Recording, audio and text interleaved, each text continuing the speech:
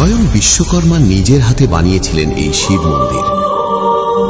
আজও এখানে ভক্তদের ডাকে সাড়া দেন স্বয়ং মহাদেব। প্রতি বছর অলৌকিকভাবে এক ধান করে বৃদ্ধি পেয়ে চলেছে এখানকার শিবলিঙ্গ, যেখানে আধুনিক বিজ্ঞানও এর কারণ বের করতে গিয়ে মাথা নত করেছে। জানব পূর্ব মেদিনীপুর জেলার নন্দীগ্রামের রেয়াপাড়া শিব মন্দিরের ইতিহাস।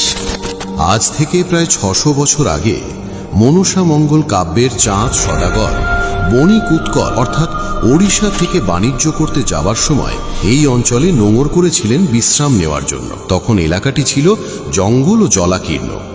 তিনি বিশুদ্ধ জলপানের জন্য এই জায়গায় একটি কুয়ো খনন করতে গিয়ে কোদালের কোপ পড়ে এক অদ্ভুত পাথরের ওপর, যেখানে স্থানীয় এক গাভী প্রতিদিন দুগ্ধ বিসর্জন করত। ওই দিন বণিকের ওপর স্বপ্নাদেশ হয় সূর্য উদয়ের আগে এক রাতের মধ্যে এখানে মন্দির বানাতে হবে, এবং সেই মন্দির নির্মাণের দায়িত্ব গিয়ে পড়ে স্বয়ং বিশ্বকর্মার ওপর। তিনি মন্দির নির্মাণের সময় ভোর হওয়ার আগেই মন্দির চূড়া সম্পূর্ণ করতে না পারায় একটি তালপাতা চূড়ার ওপরে রেখে চলে গিয়েছিলেন। যেই তালপাতা উড়ে গিয়ে সাইডে এক পুকুরের সৃষ্টি হয়েছে।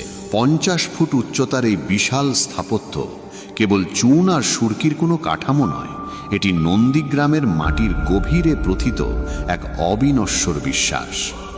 শত শত বছরের রোদ বৃষ্টি আর ঝোড়ো হাওয়া সহ্য করেও রেয়াপাড়ার এই শিব মন্দির আজও সগৌরবে দাঁড়িয়ে আছে, ঠিক যেন এ অঞ্চলের মানুষের অটল আস্থার এক প্রতীক হয়ে। আপনার যদি সুযোগ হয় তবে একবার এসে দেখে যান ইতিহাসের এই জীবন্ত সাক্ষীটিকে। আজকের এই তথ্যচিত্রটি আপনাদের কেমন লাগলো তা কমেন্টে জানাতে ভুলবেন না। মহাদেবের এই অলৌকিক কাহিনী ছড়িয়ে দিতে ভিডিওটি শেয়ার করুন। জয় বাবা মহাদেব। আমাদের সাথে থাকার জন্য ধন্যবাদ।